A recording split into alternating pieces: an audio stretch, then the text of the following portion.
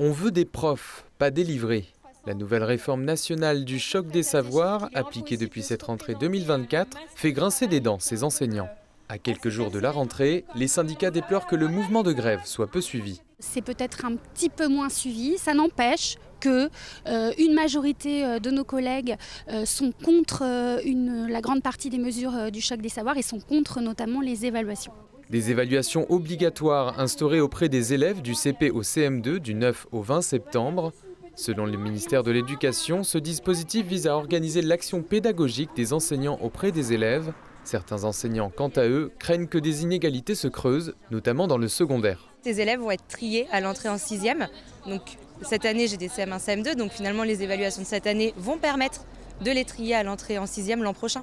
Et ça va créer donc des inégalités dans leur apprentissage parce qu'ils n'auront pas les mêmes objectifs d'apprentissage au collège et ils ne vont pas être dans des classes moteurs aussi pour les élèves les plus en difficulté. Cette enseignante du Nord-Sarthe conteste aussi un manque du personnel. On a 2 collègues à temps partiel, c'était prévu depuis juin, qui ne sont toujours pas remplacés, elles ne connaissent pas leur jour de décharge. Ce sont des personnes qui ont besoin de s'organiser, puisqu'il y en a une qui a une petite fille, donc elle est obligée de jouer pour l'instant avec son emploi du temps. La deuxième collègue, c'est pour des raisons médicales. L'intersyndicale appelle à boycotter ces évaluations. En l'absence de mesures, les syndicats d'enseignants du département se joindront à la mobilisation du 1er octobre 2024.